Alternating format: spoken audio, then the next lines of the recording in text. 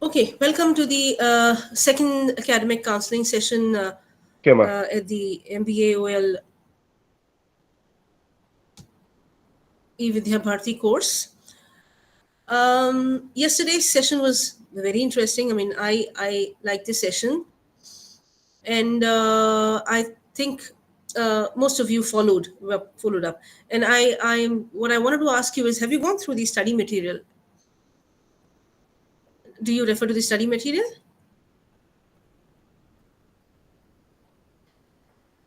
Okay, without wasting any more time, let us go ahead and start off with the second counseling of this course. Yesterday, we looked at what were the basic, what is the basic concept of management and a number of things associated with the basic concept of management. We also looked at the history of management thought and features, and we try to explain exactly what we mean by management. Now, the second block of the course talks of the basic functions of management. Okay, so I'm starting to present, and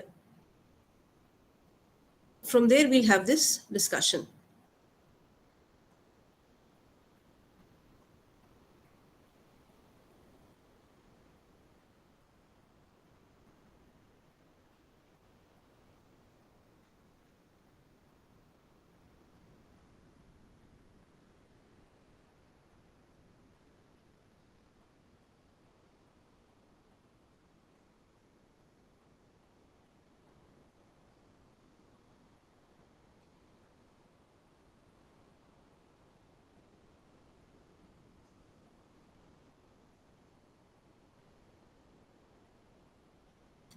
Everyone can view the first page, which was also there in in yesterday's presentation.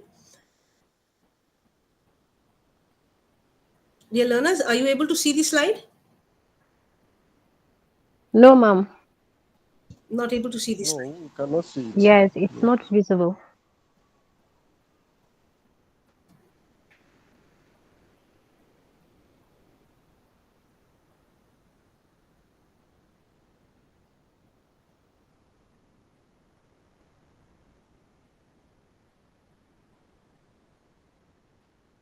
Now is it visible? No, yes. Yes, it is, because I shared my entire screen with you, so if there's any technical issue, that won't be there. So we can look, the first slide is basically what we seen yesterday. This explains the whole syllabus of the course that we have, and we've completed the block one, which was introduction to management. And today we're coming up with the second block, which is managerial processes, and it includes three basic functions of management: planning, organizing, staffing, and directing. Okay. Now, before we go ahead with having a detailed discussion of the different functions of management, let me tell you that the functions of management as we see them today were not understood in the same manner earlier on. So various authors, when we looked at the history of management, we saw that Henry Fayol, before that F.W. Taylor, and other contributors to the management thought, they came up with different kind of functions, to explain the process of management. But ultimately, we reached a point where we came up with seven functions of management, and we are in the syllabus we are going to look at those seven functions of management. Functions of management would mean, when we talked about management yesterday, we said that management is a process, and in this process we are supposed to do a sequence of things to get to achieve the organizational objectives. So in this course, the first function that we are supposed to do is planning. Okay, let me also highlight the point that once you start off with planning, it is not like this that you will not come back to planning again. I think we had this discussion also yesterday, that once we start off, we plan some activity and we decide, these are the various actions and activities that are going to take place. This is the kind of methodology we are going to follow to achieve our objectives. Towards in the middle of the whole thing, we might decide that, look, there's something wrong with the planning, or we are not going as per plan. So we would possibly have to go back to changing our plans. Similarly, with the other other functions also, that these are iterative. You might have to do them again and again and again. It is quite possible that you're not successful the first time, and you might have to change all these things. So that is how management is. That is when we say that it is dynamic and it is iterative, and it is very complex and interlinked. This is what we want to what we mean by that. Okay, so today we are looking at the first function of management, which is planning, and let us see what it means. Now, there's this definition of planning. We all know we make a lot of plans ourselves. So what is planning? We when we Excuse me, ma'am. Yeah, One of the learners want to get in.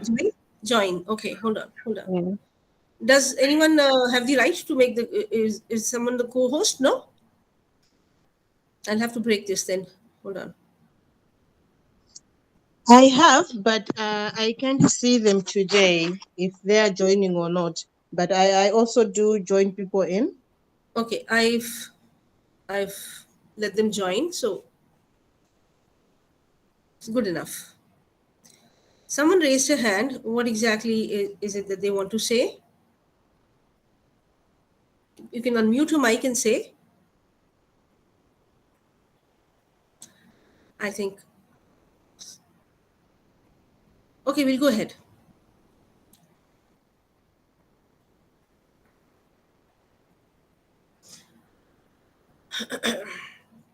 Okay, so we were looking at the planning function. Okay, and I said that we make a lot of plans ourselves, and if we talk in layman terms, what is planning? Planning is when we want to achieve something in the future. We would kind of think of ways to go get there.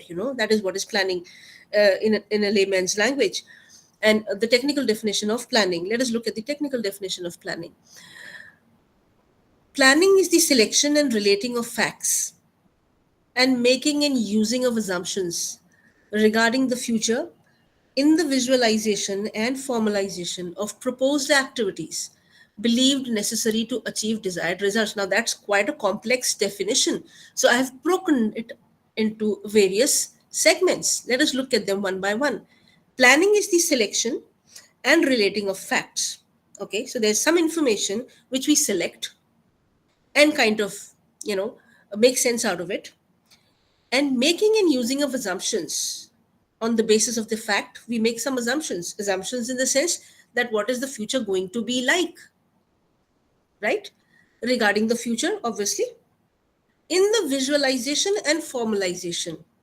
So on the basis of these assumptions, on the basis of those facts, we visualize and formalize. What do you mean by formalize? We put it down in writing of proposed activities. So what do we formalize? We formalized proposed activities. What proposed activities? Activities which we have thought that on the basis of the assumptions that we've made, we should be doing to achieve desired results. Got it? This is a very good definition of planning, and it makes it's all in complete in all senses, right? So please take it down. So now, when we look at all this, when we look at the definition, let's come to, like we did for management, let us come to the various features which are there in planning, which we can see in planning. Okay, before that, I suppose, hold on. No, I think we've gone back.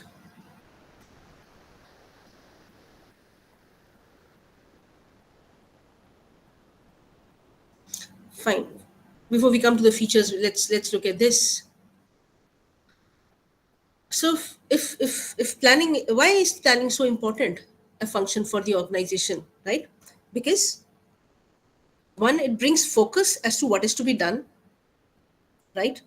It establishes order in the sense that when you plan activities, when you fix responsibilities for people, when you decide that who is to do what and what needs to be done, then there is order of some sort, and we know exactly where we are going. It serves as a framework for action, that these activities needs to be done to achieve, different forms of activities needs to be done to achieve the objectives of the organization. Fixation of responsibility. When we plan, we fix responsibilities with people. People know what they're supposed to do, what is expected of them, and then they're held responsible for the achievement or non-achievement of these responsibilities, right? Similarly, when we plan, we decide that, what kind of coordination between people needs to exist. If task one is to be done only, then task two can be achieved by some other person. So that kind of coordination is established when we're talking of planning.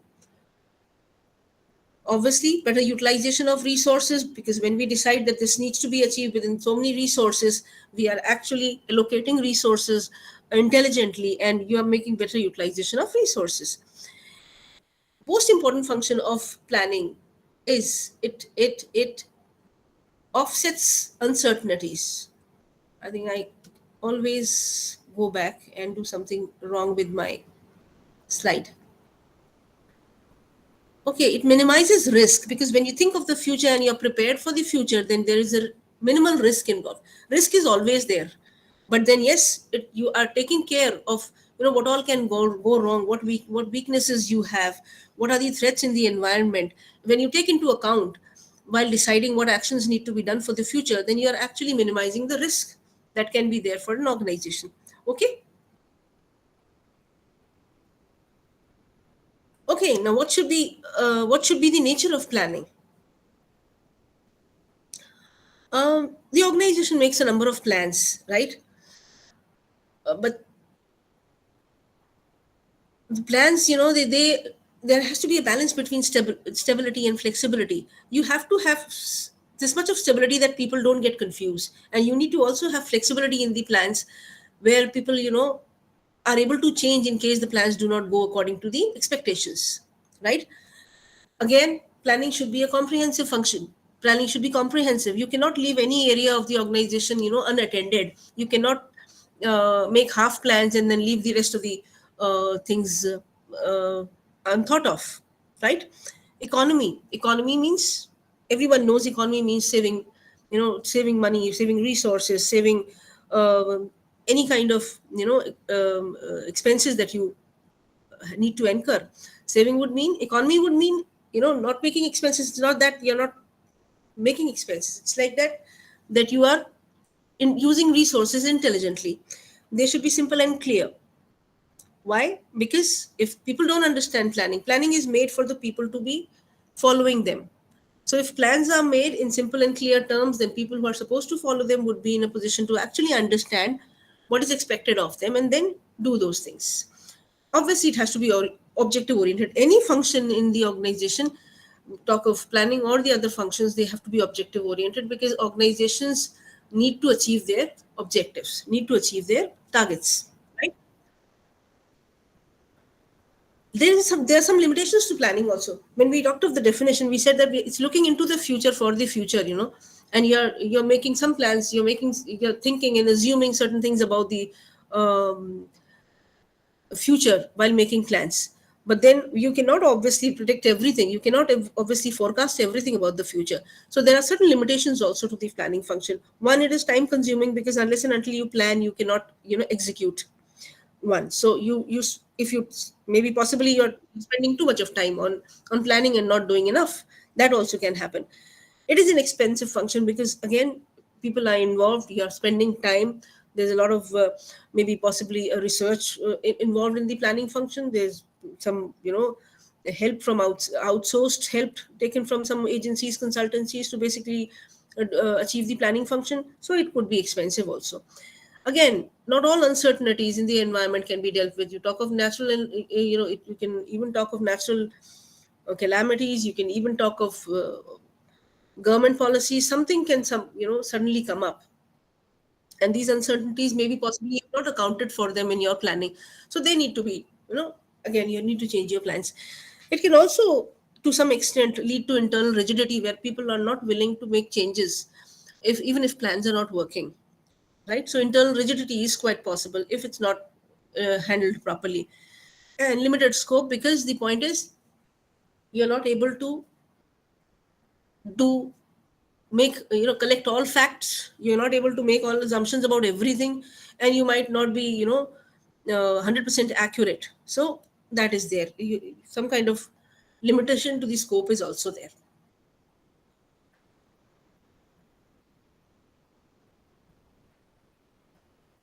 Okay, this is also evident in the planning, in the process of, in the definition. When we talked of the definition, we also kind of defined the process of planning in some way. Any organization would start off obviously by establishing goals, what they want to achieve in a particular time frame. The process of planning, the second step of process of planning would be establishing planning premises. Planning premises is the assumptions that we make, like we said, about the future. For example, if we want to set a target for what we want to achieve in the next 1 year, so we would possibly set a target of, this much of sales or this much of production or this much of inventory building in the next 1 year. And then obviously you would think about what all, are the conditions and what is the environmental factors which would possibly help and could pose a threat or provide an opportunity for you to achieve those goals and objectives. So that is what we mean by establishing planning premises. Okay, then deciding planning period, obviously, so that the planning period is 1 year. Finding alternative courses of action, like, so for example, if we want to achieve a sales of somewhere around a billion, maybe if we talk of units and we are into the consumer durable business, possibly let's talk of somewhere around 1,000 units of sale. And there, the fourth step would mean finding alternative courses of action. Would mean what are we thinking of doing to achieve that 1,000 units of sales. Possibly we'll do something about marketing. Possibly we'll do something about various channels of marketing. So there would be various alternative courses. Are we going online? Are we going through the retailers? Are we going through direct selling? What exactly are we going to do? So we would find alternative courses of action. Then we evaluate and select a course of action or a number of courses of action that, look, this much of money we are going to, invest in this particular channel of marketing, that kind of thing. So we select some courses of action. Then we would develop derivative plans. Derivative plans would be day-to-day plans. If we are thinking of achieving a target of 1,000 units of sale, and we know that we are going to use these channels for marketing, then we would put it into practice, put it into on the ground. How many people are going to be involved? How they are going to work? What targets would they have for every month? Those would be the derivative plans. And then measuring and controlling progress. That would not just happen at the end of the first year. That would happen possibly in the middle of the year. So we might have a review in 2 months, then we might have a review in 6 months, and then we might have a review in the 10th month, and so on and so forth. So the process of planning is very elaborate. When we are talking, it could be planning about a small thing, it could be planning about a huge project that we want to set up. Okay, right. Now we said that we make a lot of plan. The process of planning is so and so, but then we also need to understand that what all types of plans are available, what types of plans are actually made in an organization. So there are various types of plans. Depending on a variety of factors, we can classify them into various types. So we can have comprehensive plans, we can have limited plans. We can have comprehensive plans in the sense of how the organization is going to conduct itself for the next 1 year, or we can have limited plans as to how we are going to perform in one particular product category in a particular geographical area. So we might have that limited kind of a plan also. Some things could be long term, that in the long run, in the next 10 years, we like to see our organization in such and such place, or the targets are going to be so and so. So accordingly, we might have a vague kind of a planning. We can have a short term planning of 1 month. These are all relative terms. I use the word relative a number of times when we are talking of management, because everything, there's nothing which is absolute. You cannot have a absolutely comprehensive plan. Not possible. So everything is relative to when you're comparing it.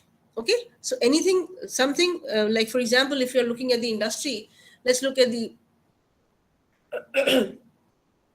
FMCG industry. So for an FMCG industry, 1 year or 6 months or 1 season would be long term, and short term would be 1 week.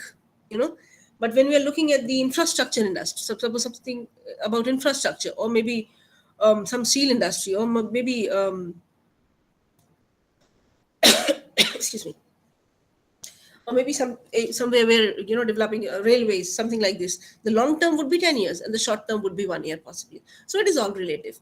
Planning could be participative, where people are involved, where everyone who is going to be a part of the plan, who is going to be a part of the implementing team, is allowed to participate and give their ideas and creativity. They can use their creativity to formulate the plans. That is called participative planning.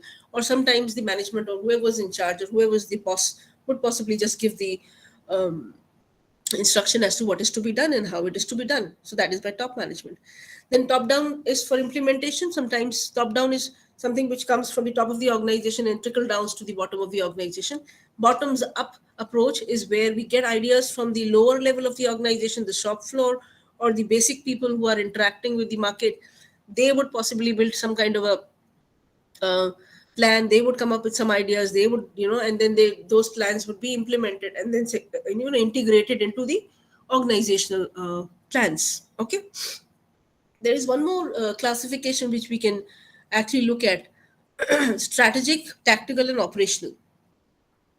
So plans could be strategic, which are made by the top management. We'll come to what do you mean by strategic actually, once we are looking at the types of the plans. But plans to be strategic would mean that they are long-term plans which are basically made by the top management, and they are majorly about about a major level in the organization. Would mean possibly about a major marketplace, or maybe about the long-term plans for a particular product or a particular division of the company. Those kind of strategic plans.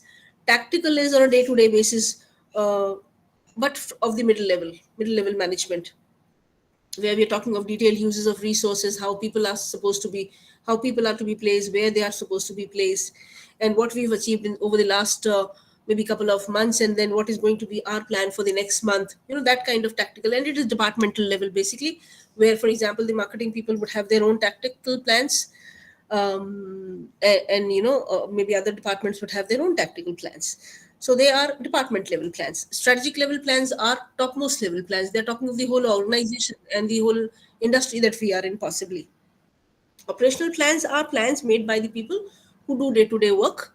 So they would make small plans as to how things are to be done on a day-to-day basis, or maybe a weekly basis. Those kind of plans can be operational plans. So when we look at a particular kind of a plan, when we talk of a particular kind of a plan, it could fall into any of these categories, right? It can be classified as anything. It depends on what exactly is the time frame to which it refers, and also to what people are involved and what kind of planning it is going to be, what work is going to be planned. So on the basis of that, we can actually classify it into various types. Okay. Planning also has a hierarchy, like whatever, like if just to understand what kind of plans are there in the organization. One was the classification thing, that how they are classified. Is one more way to understand what kind of plans are made in the organization, by looking at what is the hierarchy of planning. So the hierarchy of planning is like this. The topmost is the purpose. Then we come to the mission, objectives, strategies. Then we have single use plans and standing use plans. I hope you are able to see the slide, the screen.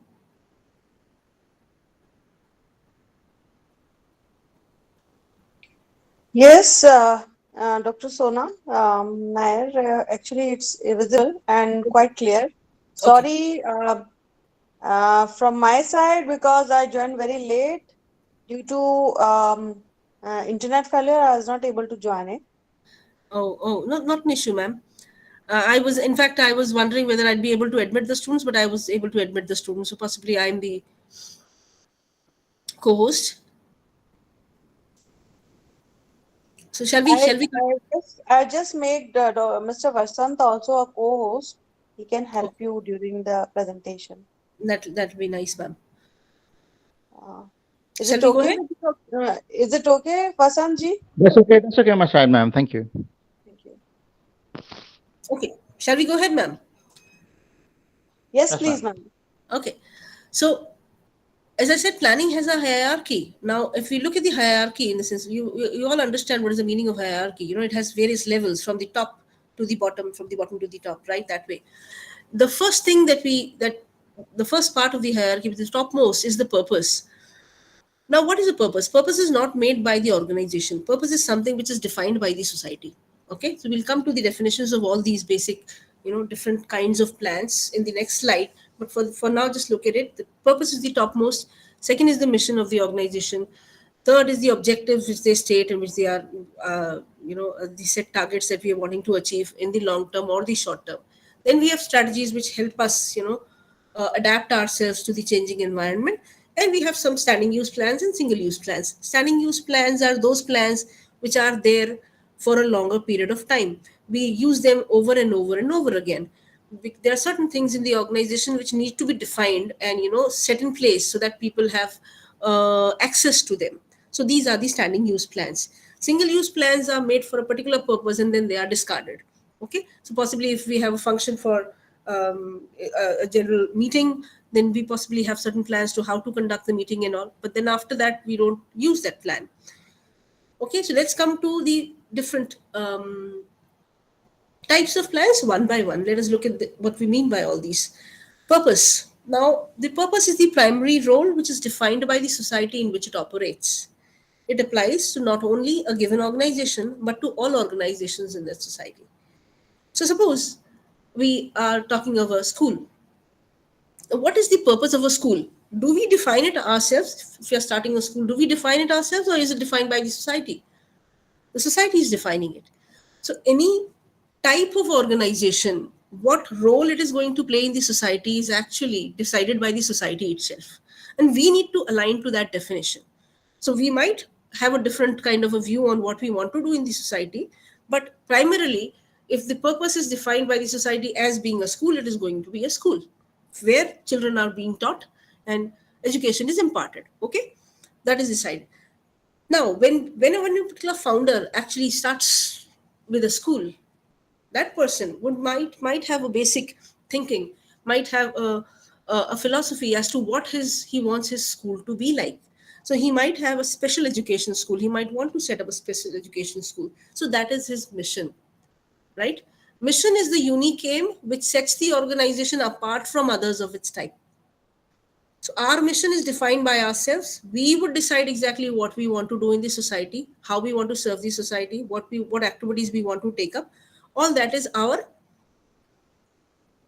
take, right? And it emanates from the founder, as I said. There is one more point to be noted here. It needs to be carefully defined. Reason being that once you define a mission, the mission statement is set to actually guide the whole organization over a long period of time, maybe till the time it exists. So if the organization defines a very narrow kind of a mission, it becomes very difficult for it to diversify later on as and when it grows. In the beginning, it is very easy to understand. There are very few people in the organization, so there might not be an issue. The founder or the founding people would possibly directly interact with the employees of the organization and make them understand that this is what the organization stands for. But in the longer duration, if the organization grows and there are hundreds of people in it, then it becomes very difficult for us to go ahead, and try to explain the whole thing to people. The organizations, they formulate the mission, they have mission statements, and they very carefully formulate the mission statements, and those are displayed. If you go to some good offices, you would see that they are displayed very clearly. Any of the public sector banks you go to, any of the good organizations you go to, you would see that their mission statements are displayed very well for everyone to see, even the employees and the people who are visiting the organization. Okay, so purpose, mission, objectives. Now, obviously, when we have a mission, we want to achieve it. We want to do something about it. So we translate those mission statements into concrete terms, into quantifiable terms, where we call them as objectives. These are the end results. These are the specific targets which you are supposed to reach in a given duration. And then it is important to formulate objectives because these are quantifiable and they tell us exactly what is to be done. Mission statements are a little vague. Mission statements will not guide you as to what is to be done, what needs to be achieved, what numbers need to be achieved. So objectives, fill in that gap. Characteristics of objectives be they are multiple in number. Obviously, in a variety of things we want to achieve. We want to talk of sales. We want to talk of customer satisfaction. We might want to talk about the financial aspect. We might want to talk about the profit making of the organization. All these going to be are important for us. So the objectives can be multiple in number. It all depends on the organization, what all areas they want to actually And like the other types of plans, objectives also have a hierarchy. So the organization will have its own objectives. They will come down at the departmental level, the second level, they will have their own objectives. Similarly, these objectives will break down towards the at the root level of the organization. Okay, objectives could be qualitative and quantitative. Obviously, we might want to kind of build a good brand image in the society. That is a qualitative objective. We might define that this is what we want to establish ourselves as a XYZ firm which is very concerned about their consumers. Those kind of things, those could also be qualitative. Those could also be objectives. And when they are not quantifiable, they are qualitative objectives. Objectives have a priority. We might have to define that it is very important to actually achieve this first, and then we'll go ahead and achieve the second thing. And they might have a hierarchy also. Hierarchy, as I said, is topmost level of the organization will have its own objectives. Then these objectives will be broken down into divisions. The divisional objectives will be broken down into departments. The departmental objectives would be broken down into teams. Teams objectives will be broken down into people. Okay, so that is what we mean when we say it's a hierarchy. This is one more interesting thing. Objectives, if they want to be understood, if we want the objectives to be understood by people, they have to be smart. They have to be simple and specific so that people understand the terms which are involved in the statements that we include there. They have to be specific. They have to be very clear on exactly what is to be achieved by whom. They need to be measurable in the sense that you cannot have something vague and tell the people that, look, I want to I want to have my customers, very satisfied. Very satisfied. What do you mean by very satisfied? No, we have to be measuring in terms of maybe in terms of repeat value, right? Maybe in terms of recall value, or maybe in terms of sales figures. That is measurable. They should also be acceptable to people. You cannot just impose objectives on people. They should be acceptable. They should be in a manner. They should be formulated in a manner where people would want to do them. Like we talked of if you remember, we talked of individual interest and general interest. So people should actually get a feel as to, you should be able to relate to the objectives. That if I'm able to achieve these objectives, if I achieve these objectives, I am going to be getting this thing in return, possibly. Again, reachable. You cannot set objectives which are not reachable, which are not reasonable. You cannot have a figure which is not beyond your reach. Okay, and they have to be time bound. So objectives need to be smart, time bound in the sense of without a time bound figure, without a time frame in which to achieve a particular objective, it becomes useless. The second type of plan that we can possibly look at is a strategy. Now, who is making the objectives? Objectives are being made by the organizational people who are sitting in the organization. And we might decide that we want to earn so much of, we want to make a sales figure, reach a sales figure of so and so at the end of the year. But you cannot just put in any figure. You need to be aware of the environment also. You need to be aware of what all is happening outside the organization. You need to be aware of what the competition is doing. You need to be aware of what the customers are actually wanting. What is the environment? How price conscious they are, X, Y, Z. There are a hidden number of factors in the environment which need to be actually taken into account. So a strategy is a unified, comprehensive and integrated plan that relates the strategic advantage of the organization to the challenges of the environment. Okay.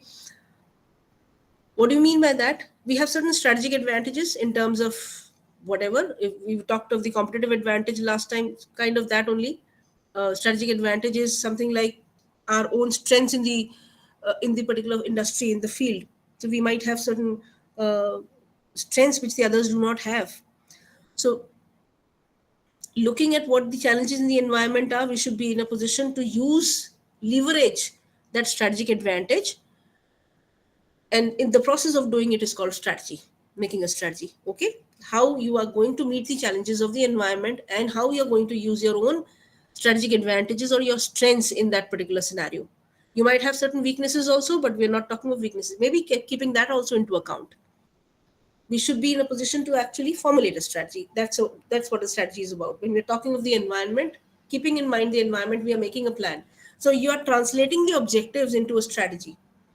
You want to achieve something, but given the environment, you might want to, make some changes. So that is a strategy. Or you might want to actually figure out how to do it. What way, what alternative are you going to employ to actually reach your objectives? So that's a strategy.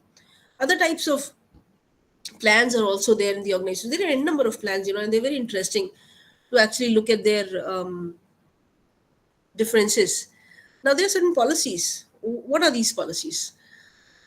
When you have objectives, let's review that again. The society defined a particular purpose. When you entered that industry, you had your own mission. You formulate your own mission that this is what you want to do. To achieve the mission, you make your objectives.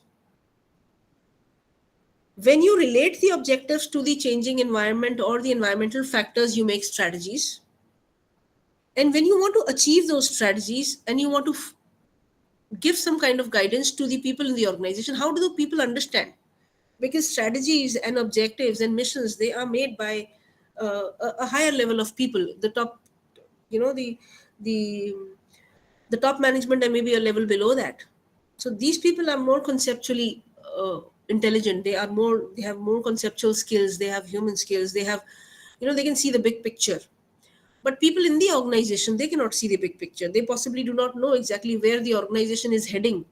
So they need to be guided. They need to be given some kind of an input as to what they are supposed to do, how they are supposed to conduct themselves, and how they are supposed to go about achieving the objectives. So policies is one such plan which basically helps people in what they're supposed to do. Okay. So policies are basic framework, guidelines, statements, which help guide and channel thinking and action in decision making.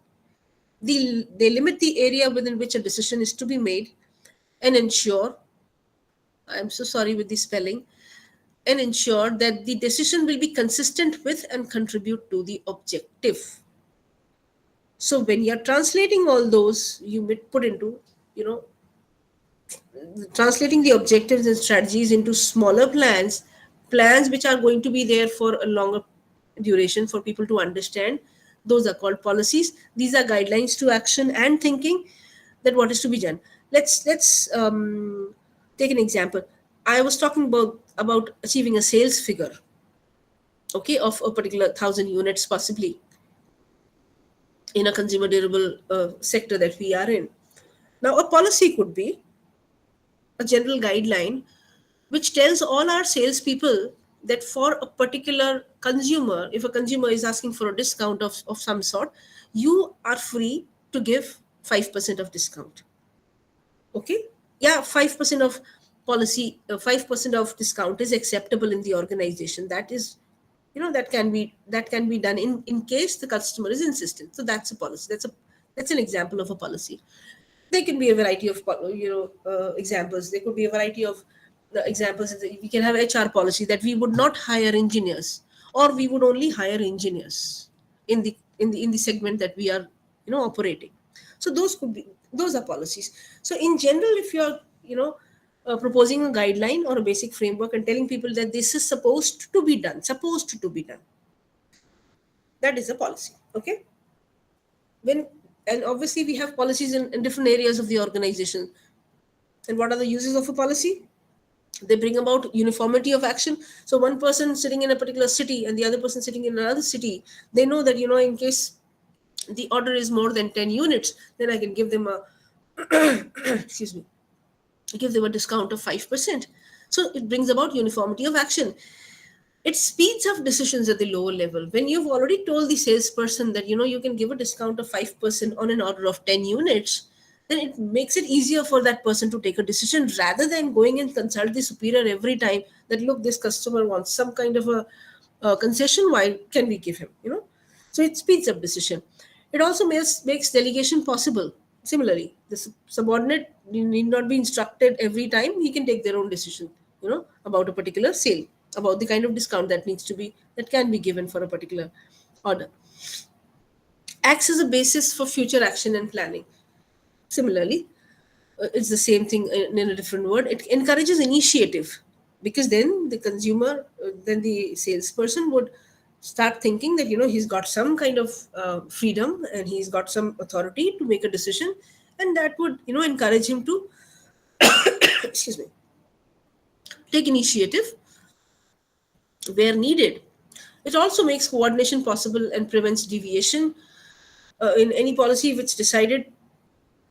Different people who are involved in various places, if they are working on the same level, if they are working on the same, if their activity is the same, they would follow the same kind of plans, and their actions would be similar. So it makes coordination possible and prevents deviation.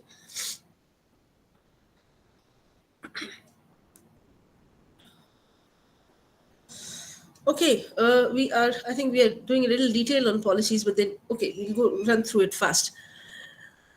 On the basis of, policies can be classified. Like, basically, the policies and objectives and strategies, they run the whole organization. And policies, since they are, utilized by the people at the lower levels, they become very important if they are, to be acting as guidelines.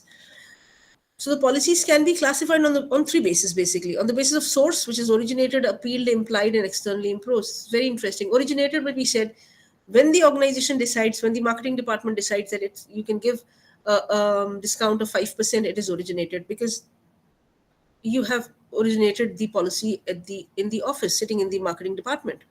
It's an originated policy. Appealed policy. One salesperson comes, makes a phone call to his manager and says that, look, my customer is very important, and this person is basically placing orders every time, and he's a very important customer, and I would like to give him maybe 10% discount for an order of somewhere around 15 units. Can I do that? It's an appealed policy. If the manager says yes, it's possible, you do it for once, it is an appealed policy, possibly. So it then creates a particular kind of a benchmark that in case the units go beyond 10, if the units are 15, you can give it, further on discount on the sales figure. Implied, there are certain implied policies. Implied policy would mean you're supposed to behave in a particular manner. That's an implied policy. Implied policy would mean that you are you have to entertain customer complaints in a particular manner, or you are it's customer complaints would be a very important area, so it cannot be an implied thing. Implied is basically behavior in an organization. You cannot wear informals or casuals to the office. That's an implied policy, HR policy, right? That is an implied policies are those policies which you look at the others and you learn. That is an implied policy. No one is stating that to you, but it is implied. Okay. Externally imposed is externally imposed by regulatory bodies. Externally imposed policies could be anything which is makes you follow because some external agency is creating a pressure on you. That is a externally imposed policy. On the basis of function, obviously every functional department can have different policies. Obviously they are going to have different policies. On the basis of the organization level, some policies could be major. They could apply to everyone. The timings on which you're supposed to get into the office, you cannot be late, or leave. HR policies like leave and benefits, those are all major level policies which apply to all the organizational employees. Minor policies could be small, relating to a particular department or some other such. Okay, this is again policies.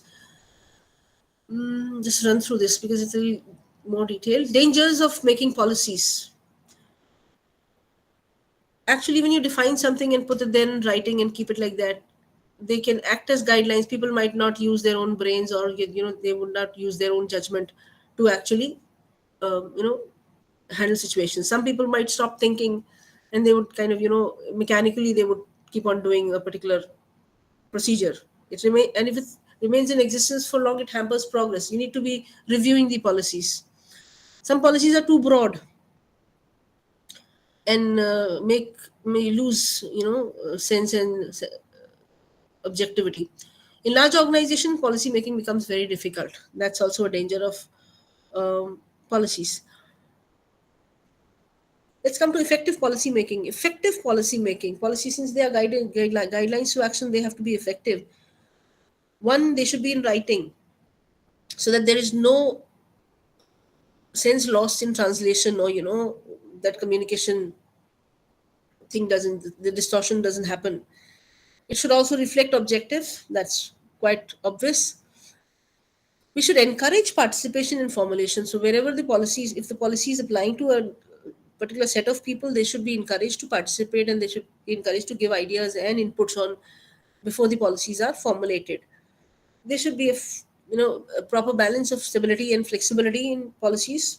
They need to be stable enough so that they act as guides, and they need to be flexible enough so that they are not become rigid. Should not be detrimental to society. No policy in the organization should be such that it's detrimental to the society. Should be ethically formulated. Policies should be ethical. You should periodically review these policies, and you should also support these policies should be supporting each other. They shouldn't be contradictory. I think it's too much of policy. Let's go ahead with the next slide. These are the other types of plans that possibly are which exist in an organization. Procedures are small tasks, series of tasks to achieve a particular, to do a particular task. Series of steps. In fact, steps to achieve a particular task. I think we'll just run through. Method is again a prescribed way in which a procedure can be done. So, if you're thinking of filling up a form, or maybe a customer complaint, suppose, let's come to that. The customer complaint needs to be recorded. It could be through an online complaint, it could be an email, it could be a physical complaint. Okay, so that's a method. So we can, different methods could be there to actually record a complaint.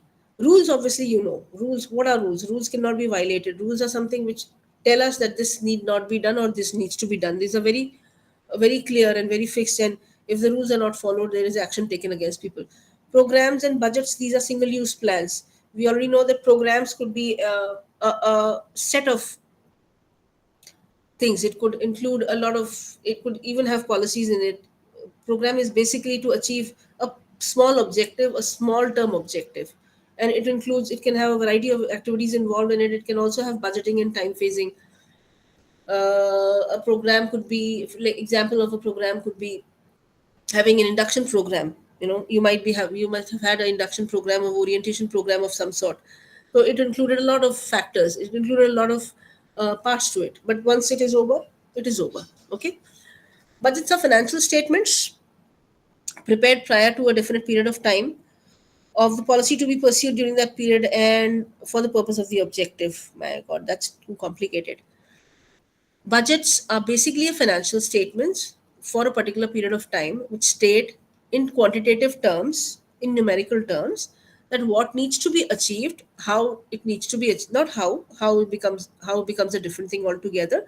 Budget is basically defining what needs to be achieved, what has to be done in quantitative terms. That is what a budget is, like the financial budget of the countries that we basically see. Okay, now let's come to a very interesting topic, which is management by objectives. Let me review what we've done till now. We talked of planning. We talked of the definition of planning. We said that planning is happens at various levels in the organization. There are different types of plans which can be classified in different ways, right? And then we looked at some of the plans, right? And we try to define exactly what they are and how they are, try to understand what features they have, right? Now, in the organization, a particular type of planning can also happen. It's called management by objectives. This was proposed by Peter F. Drucker, which is the father of management, 1954. Okay, he proposed a methodology of achieving objectives by giving people freedom to formulate their own objectives, understand the objective, discuss it with their superiors, and then take the freedom to actually complete that work on their own without any control, without any supervision.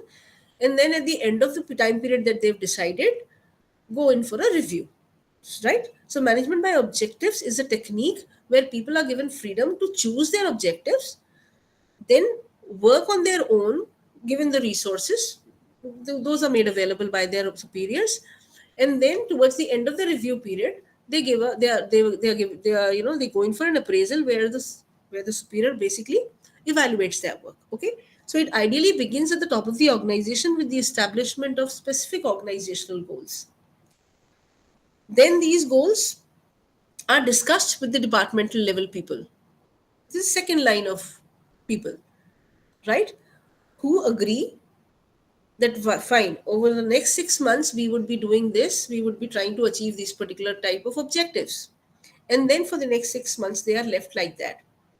Okay, so it basically involves two meetings: the initial meeting where the superior and the subordinate meet, they discuss the task that needs to be accomplished. They also discuss within what time frame that task will be accomplished. Okay, and on what basis and on what criteria their work will be evaluated. This initial meeting happens between one subordinate and one superior. This can happen throughout the organization. Okay, and obviously it starts from the top down. So once that is decided, the task is decided, the time period is decided, the evaluation criteria is decided, the subordinate is left to work on his own. If he needs some resources, he's made those resources available, right? After the time period, there's another appraisal meeting where the accomplishment is reviewed and further goals are set. This process is repeated over and over again in the organization. And basically, this is the meetings, both the meetings are basically summarized in a formal document. Okay. Now, what are the uses? If you work in an organization like this, what are the advantages of this kind of working in the organization, where you're not imposing objectives on people, where you're telling them that you tell me what you can do? But obviously they are not left to fix targets which are very easy to achieve. The subordinate and the superior is there to actually modify. If the subordinate uses some excuses to not take up more work, then the superior is there to actually tell the subordinate to make take up a better target, increase the target that way. But it is mutual discussion where both of them agree to a particular target or agree to a particular objectives or some objectives. Okay, the advantages of this kind of a methodology is that people are involved, and you know that when people are involved and when they commit to a particular thing, when they commit to something, they want to try to complete that. So that is one advantage. Consistency in performance, because he or she, the subordinate, is himself or herself actually evaluating his or her own work and is keeping track of what he or she has achieved. There is consistency in performance. It is not like this, that when the subordinate superior is there, they would work very well, and when the superior is not there, they might not work. So when you have taken the responsibility for achieving a particular objective, then you would work towards it, and it would lead to consistency in your performance. Systematic evaluation, that's also an advantage, because you've already decided what is going to be the criteria to evaluate the work of an individual. You can have systematic evaluation. Disadvantages: sometimes not feasible to set specific objectives, like in product development, like in research, where creativity is involved.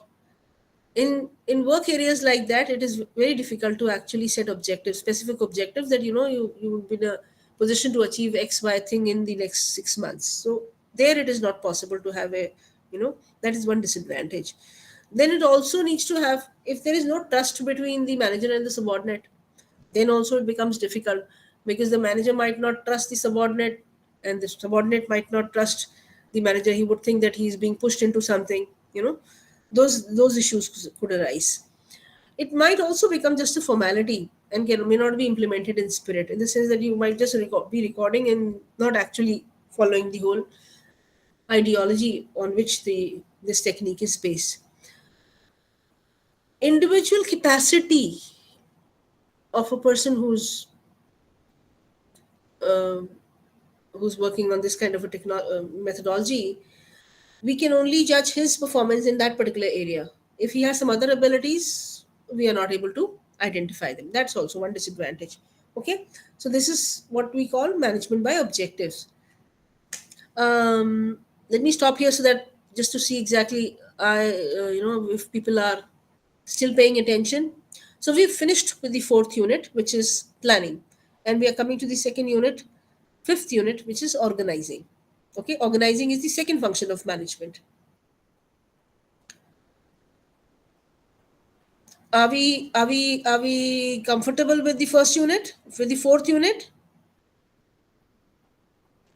Yes, ma'am. Okay. Let's come to the second unit, the second function of management. This is the second function because once we plan on achieving certain things, achieving certain objectives in the organization, the next thing that we need to do is arrange and accumulate resources or create an organization. Okay, that's the second important function that we need to do. Now, the word organization, in fact, can mean both the process and its result. When we do the act of organizing, when we are organizing the resources, we are actually creating the organization. Okay, so organization can be defined as the noun organization. It is both a noun and a verb then. So an organization is a social unit or human grouping deliberately structured for the purpose of attaining specific objectives. It can have more than two people, right? So when more than two people come together to achieve a particular objective, it can be called an organization. And the act of organizing involves bringing together resources such as people, capital, etc., and using them in the most effective way to reach organizational goals. So the act of organization leads to the organization. Okay? Now, why do we build an organization? Why do we need an organization? Because there are benefits. Okay? Benefits to the organization itself if they have a structured format, if they have people who are, very well structured and they're very clear on what they are supposed to do, they would be achieving their own objectives. The organization will achieve its objectives. To the individuals who are involved in the organization, they would achieve their personal objectives, growth, career, training, right? To the society, an organization provides in employment, other benefits, services. So organizations basically run the whole society, right? Why do we need an organization? Why do we create an organization? Because there are basically three functions which are, essential to a business. Any organization, any business creates utility. They produce something of value for the society. So that is creating utility. Second important element, essential function of a business is that they need to distribute these utilities, whatever is this thing that we are talking of, whether it's a good or an idea or a service, whatever the utility is, it needs to be distributed properly. And finances are also involved because production needs, creating the utility also needs to have some investment, and even distribution needs money. So these basic three functions of a business, along with other supporting tasks which are associated with the organization when it grows, creates the need for a proper organization to be put in place. Okay? There are two terms associated with the formation of an organization. One is line development and the other is staff development. It's a very, very short reference to it. When the basic work of creating utility for the organization and the distribution function and finance is handled by very few people reporting to each other, that is the line development. The basic functions, the basic three functions that we talked of, if they are done by individuals, all individuals in the organization, so the owner of the organization has two people to assist, and those two people have two more assistants, but they are doing the all these three functions together at various levels. So that is called the line development of an organization. Over a period of time, when things become more complicated, the work of the organization grows, then there is a need to create separate departments to take care of certain things like security, like purchase, like customer service. So you would have to create different departments or different functions to help with the basic core three areas that we need to that are characterized by a business. So that is the staff development, right? Again, this is conceptually, we need to understand the concepts. So when the organization is growing vertically, it is called line development. And when the organization is growing horizontally, more departments are added, more tasks are taken away from the line managers and given to other people by creating other departments. Those departments which are not important for the, not directly important, not very important for the existence of the business, those are called, that stage is called staff development. Okay. Now, in the process of organizing, can someone tell me how much time is over? We have 50 minutes remaining, ma'am. 50 minutes remaining, so we have to rush actually. 50 minutes, Okay. yeah. Okay. Yeah. So let's come to the process of organization. So when there is a need, when the organization grows, right, and the organization founders understand that, this is how the organization is slowly growing, and so there are certain things that need to be done. There's a process which to be followed to basically create an organization. Okay. So the first is, everywhere we start off with knowing the objectives. They determine the kind of activities and the type of organization which is going to be created. Okay. So if the organization is a particular, like we talked of a school, if the organization is the school and a special education school, we need to understand that these are the objectives we want to achieve. We would possibly have separate divisions for specific needs. We might have specific, sections for maybe children, maybe a different kind of children. The special needs, can also be defined into, can also be classified into a variety of types, variety of issues. So when we know the objectives of the organization, we would be in a position to understand what all activities need to be done. So we might have a counseling, we might have medical a department possibly, we might have teachers, we might have physical trainers. Those kind of activities need to be done for that school. So the second stage is identifying and grouping the activities into departments. Like I said, these 4 departments we might possibly have. Then we will decide what are the key departments in the organization, what are crucial to achieving of goals, right? So there could be certain departments which are not important. We might, since we are not dealing with any medical issues, the medical department is possibly just a stand, a department which is not that important, but the other departments are important. The physical activity department is important, the education department is important, and possibly some other, the counseling department is important. So these are the key departments. Okay. So the organization will decide the key departments. In the process of the organization, there is a decision which needs to be taken about centralization and decentralization of activities. We've already discussed what is centralization and decentralization. Centralization is the concentration of authority in a particular area, and decentralization is the distribution of authority, right? So when the organization grows, the organization needs to decide what areas are going to be centralized and what areas needs to be decentralized. There is one important thing which needs to be decided in the process of organization, which is called decide the span of management. The whole process of organization will ultimately lead to the creation of an organization structure where it would be defined as to who and what people would be reporting to each other, right? So the whole process of organizing leads to the organization structure, right? And in that structure, one decision about span of management needs to be taken. In the sense, what is span of management? We'll come to that detail later on. But span of management is the number of people a person can directly interact with. Okay? We'll come to details on that. in the process of organization, we also need to set up a coordination mechanism to reduce conflict, right? We also need to keep sight of the goals. Let's come to these things in detail. The second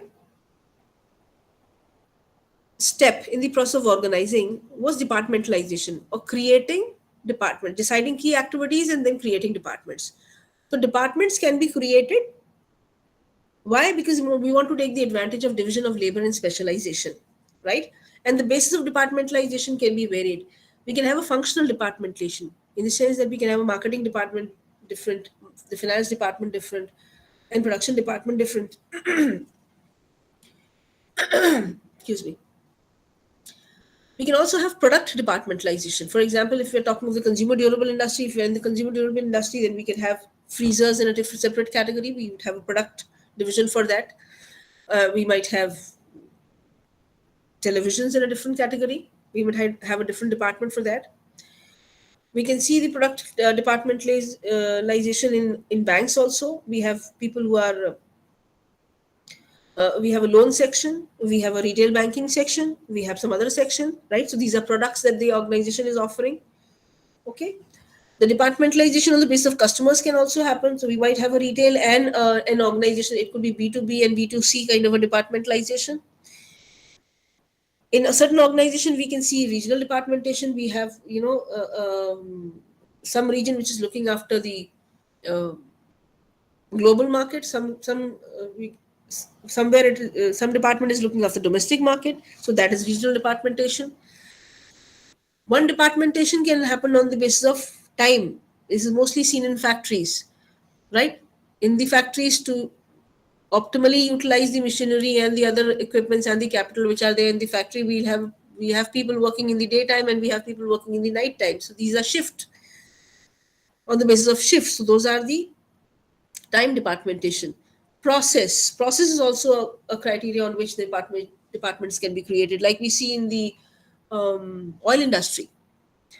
One place you are taking oil out, extracting oil from the mines. Another place it is being transported. In another place it is being refined, and then it is being marketed in some other place. So that is process departmentalization. Typically, organizations follow combined-based strategy. Different levels have different departments, right? Like for example, a consumer durable industry, like we are talking of, would have regional offices in different various places. As far as marketing is concerned, they might have a northern region, southern region, or eastern region marketing departments. They might be using the product departmentalization in the sense that they would be producing their consumer durables in different factories. That is product departmentalization, right?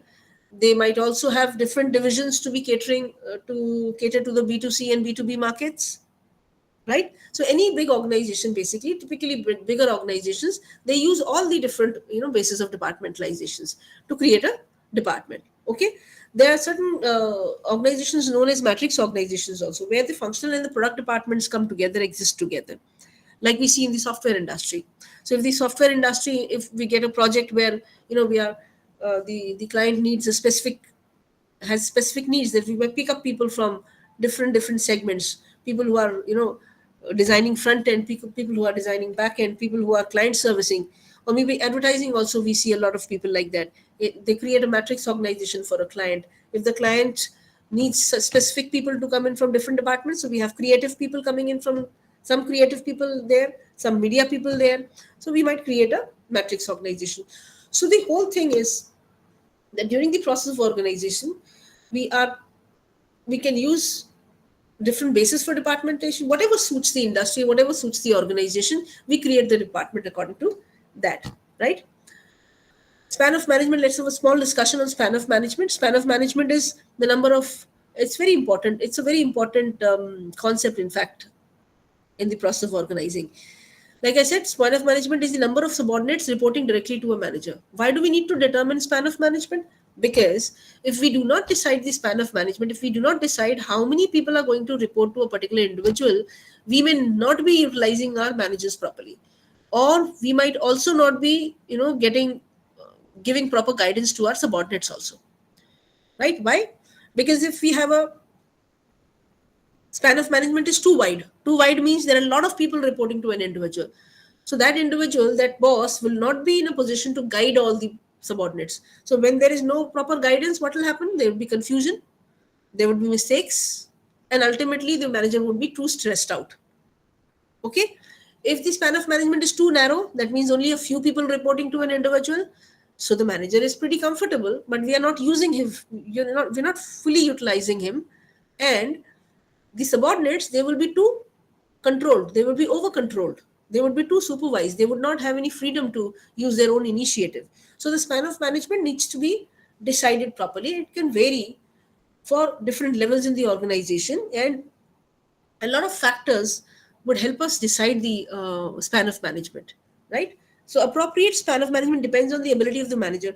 If the ability of manager, if the manager is very able, he may be able to control a lot of people, he may be able to guide a lot of people, he may utilize his time very well to actually handle all those people. Ability of the employee is also important. If the employees are good, if the employees are intelligent, if they are skilled, if they are of a different of a better level, then they would not need guidance every now and then. So in that case, again, the span of management can be wide. Type of work, when the type of work is very creative, very different, where there's a lot of guidance required, like we said, research, things like this, liaising, all those things. These kind of works, need a lot of inputs from the boss, need a lot of input from the superior. In this type of work, the span of management cannot be very wide. But where there's regular work involved, where there's just mechanical work involved, a lot of people can be handled by a individual, which is a supervisor can have a lot of people working under him.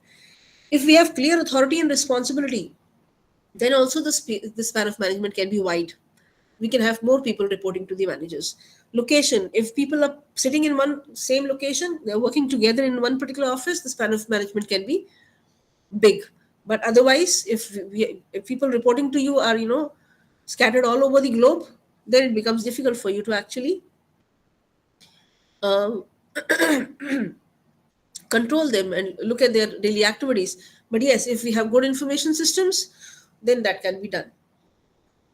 Level of management, since the top level is basically more into conceptual work, they are not into mechanical and operational work, so they are into tactical planning, they're into strategic planning.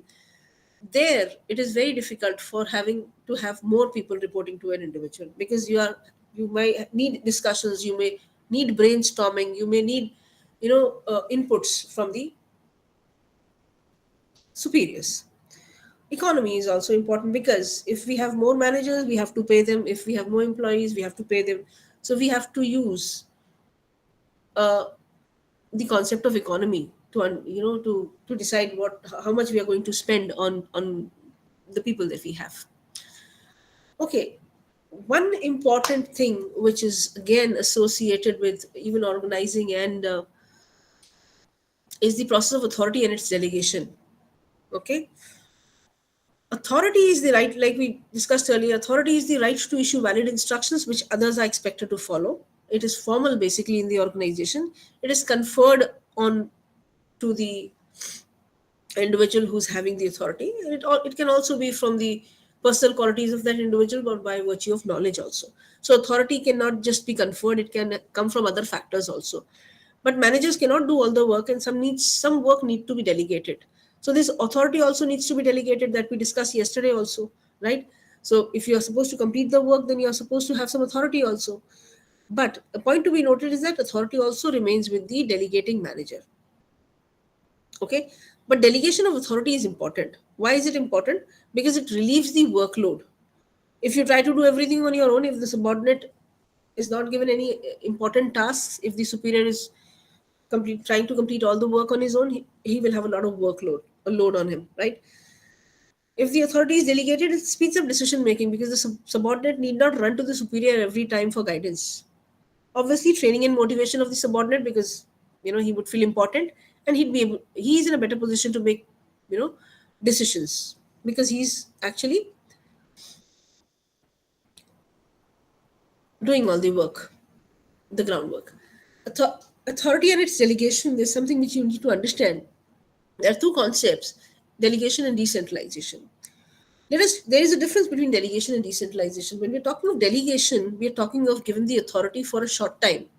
Okay? But in the process of organizing, these two concepts are very important. So delegation means giving some authority to your subordinate. Okay? It is between individuals. That's a wrong typing over there. It's not business with individuals. It is between individuals. Okay? So there are two people who one person gives the authority to the other. Delegation does not relieve the superior fully. Why? Because he is still responsible. Even if he delegates the authority to the subordinate, he is still responsible, held responsible for if something goes wrong. During delegation, the structure of the organization does not change, because in the structure it is mentioned under your name only, and it is very essential.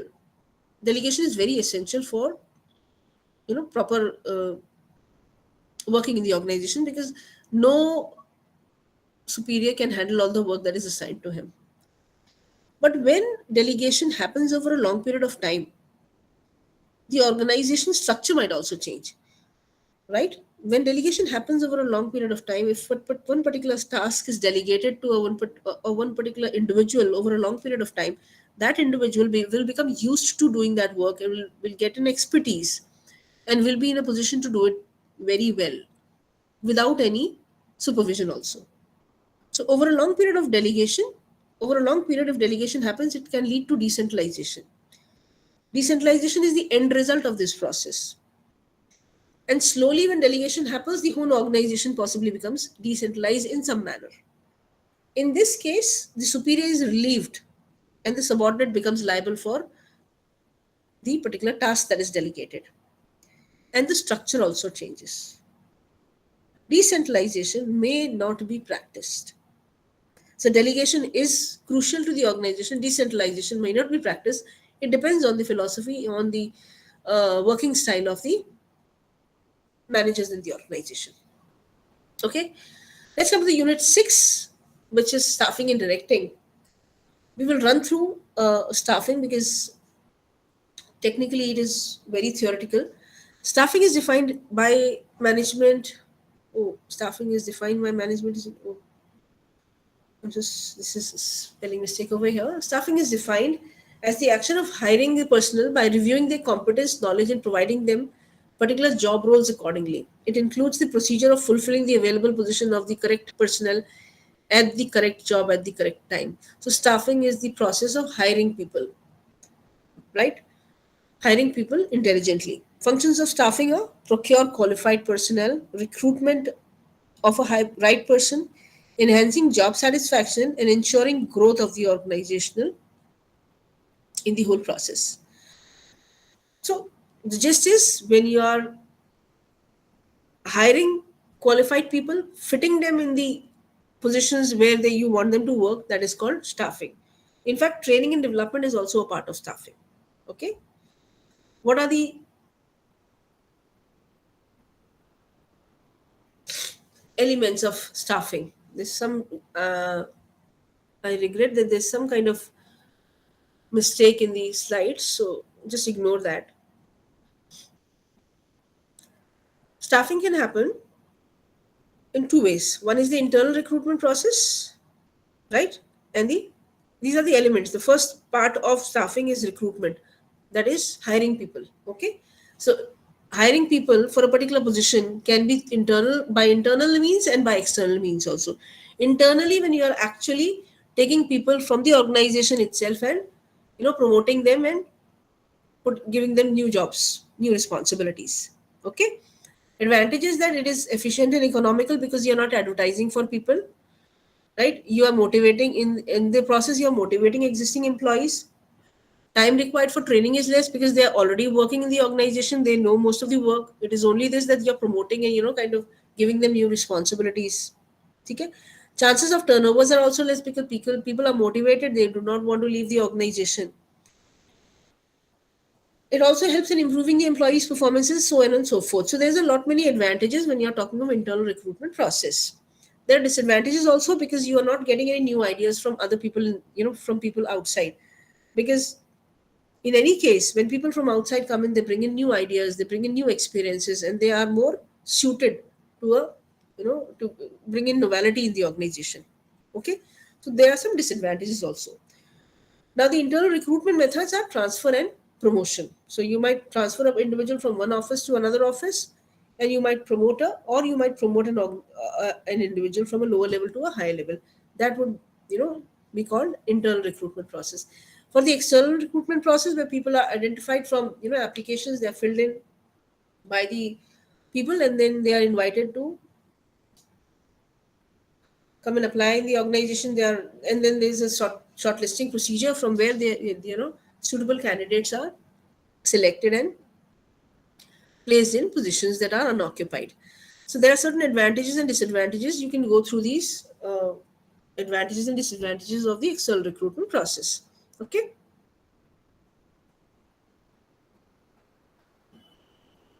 Methods of direct recruitment.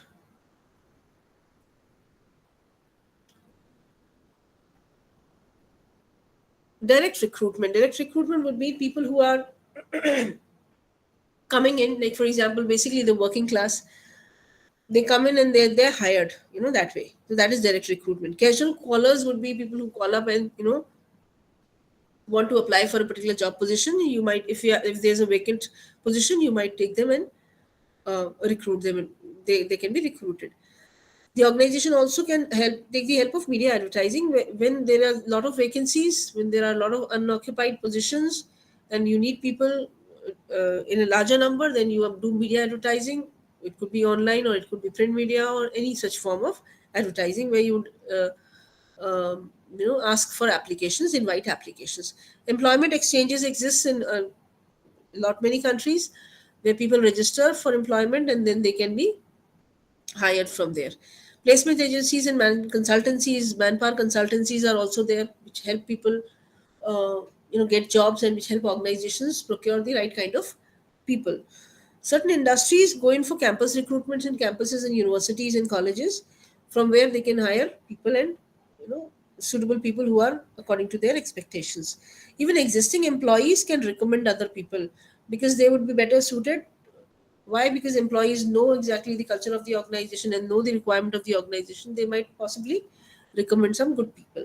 Labor contractors, there are certain contractors who are working in various areas, where they are having their own staff.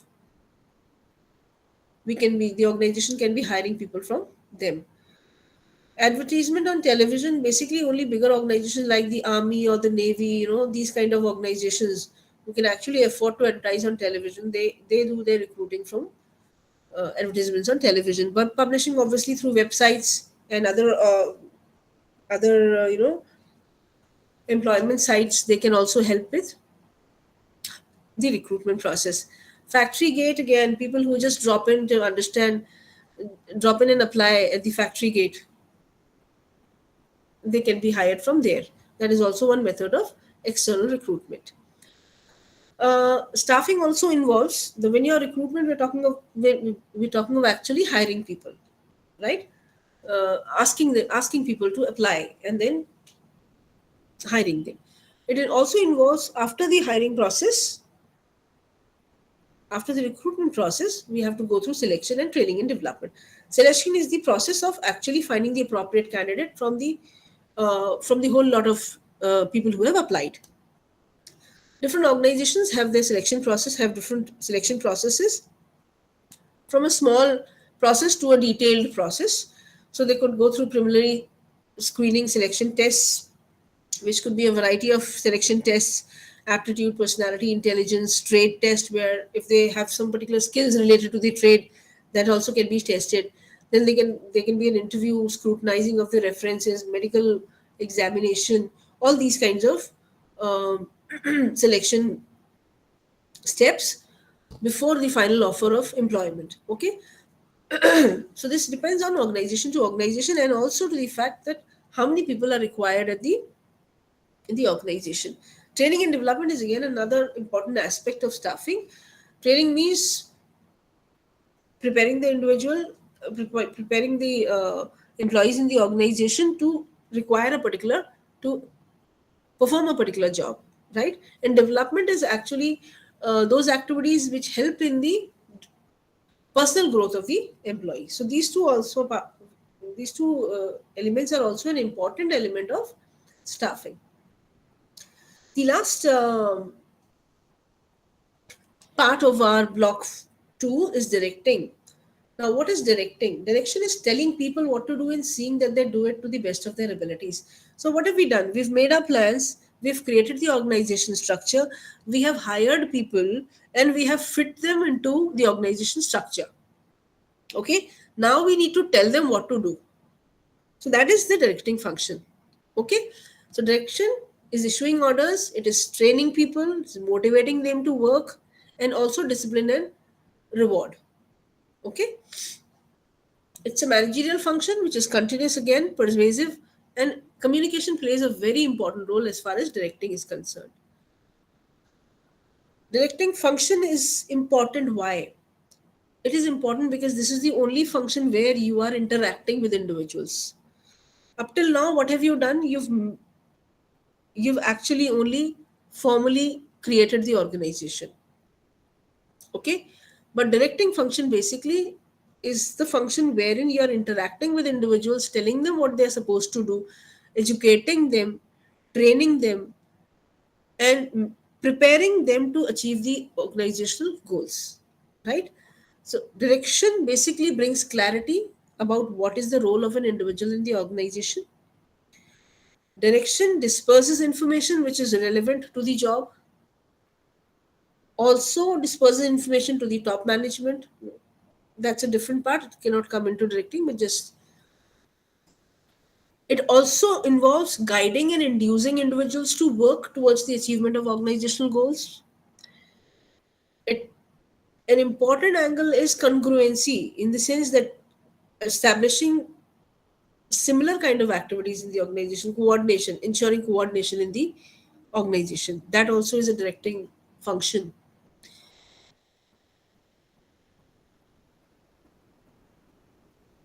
All the other functions of management, they are not directly involved in people, the man, which is the most important resource. So direction function is therefore the most important function also, because it's the only function wherein you are giving instructions to people and exacting obedience for the sake of the organizational objectives. Now, if the direction function is to be effective, what needs to be its features? How should it be? Like, it should be unambiguous. Orders should be very clear, concise, not creating confusion. Orders should also be within the authority of the individual.